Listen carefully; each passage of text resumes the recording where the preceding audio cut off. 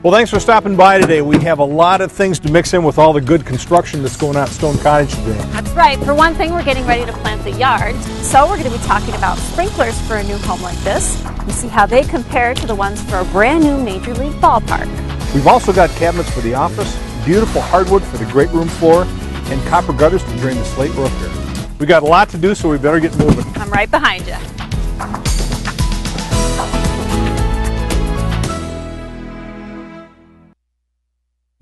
We've got a crew out here today that's trying to install the sprinkler system. Now the first steps are first of all locating all your heads around the yard and then pulling the pipe to each one of those heads. It goes pretty fast with a vibratory plow. It cuts into the ground and pulls the pipe through at just the right depth. Well, Jeff Sutter's been working with us on laying out the whole plan for the sprinkler system. Now, is this pretty typical for a residential home? It is typical. We've got the rotor heads and the spray heads covering the turf areas, and we've got drip irrigation within all the planting beds. And again, you said it's all about the plan. The first step should always be to put a good plan together. You need to identify the different microclimates, we call them. It's the sunny areas, the shady, the sloped areas, and the planted areas. We want to isolate all those and group them together in zones. So we're watering same areas on same zones.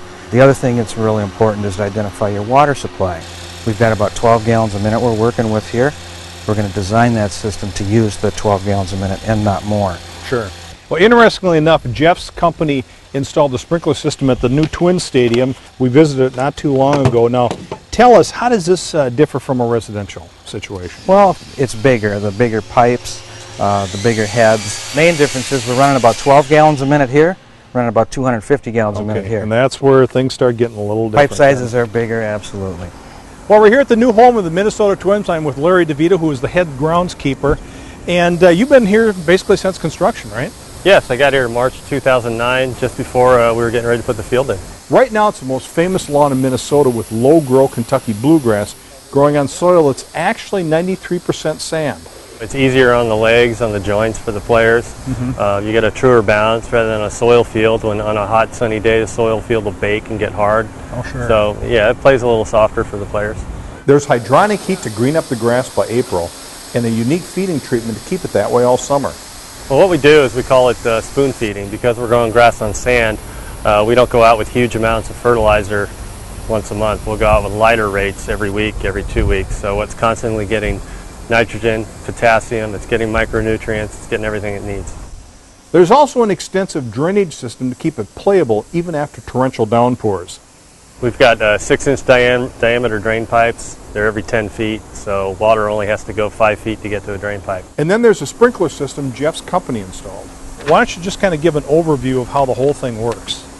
Well, we have 12 zones for the field, and rather than having one main line that feeds all the zones and is pressurized all the time. Like most homers. Right. We have, coming from the irrigation room where our 12 valves are, we have 12 main lines that go under the warning track out to each individual zone. So the pipes under the field are never under pressure except when they're actually in use. Sure. So Jeff, Larry mentioned this is the room where all the valves are located. That's correct. This is our entire main line right here. Goes all the way back there. It right? starts here. It's about 12 feet long, and it's made of copper pipe. Yep. Valve opens here, goes down under the wall out to the field. This is the control system, and it is a fairly simple system. Yeah, pretty basic. But it's very rarely programmed. Generally, the irrigation controller is off. Larry's here every day, watching the turf.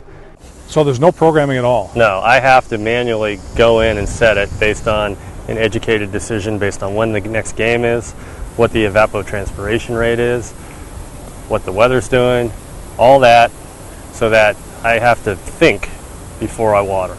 Well, thanks for showing us around. I mean, this has been very interesting. I always wondered how you guys kept it looking so nice. Thanks for coming out. So appreciate it. Great. All right. So what kind of lawn do you have in your own place? I have a little patio. I live in an apartment. Oh, okay, all right. So, yeah, there's no lawn. You don't worry about that. I don't have time for that.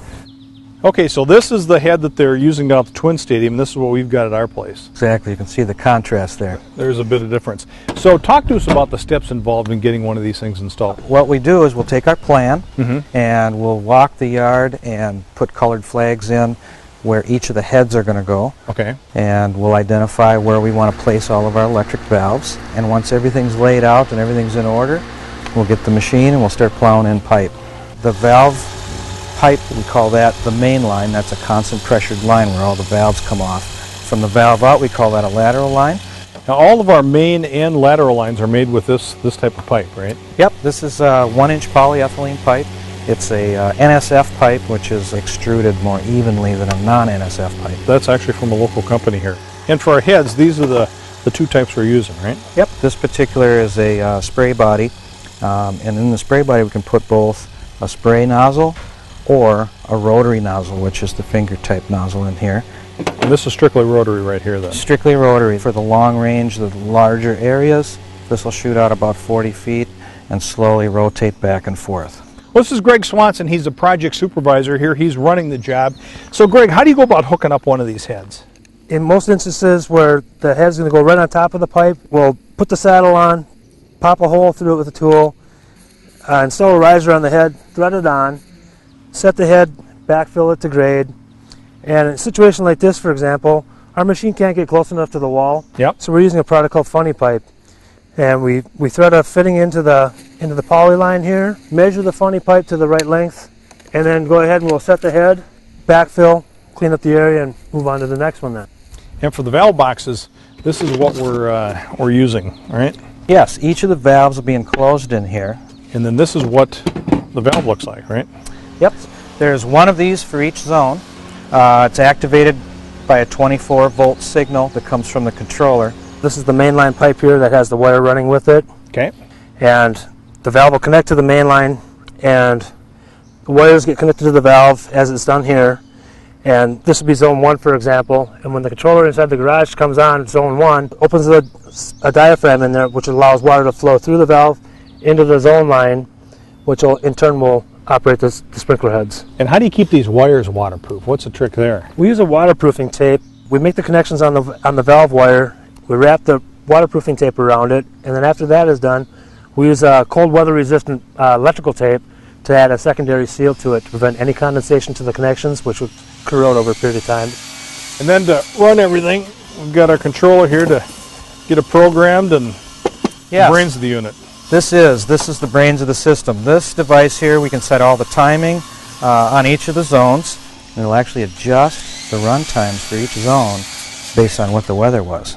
Well, it looks like we're all set with some good stuff here to be working on. Thanks so much for getting it all put together here and moving on it. So I got a question for you. What is this thing here?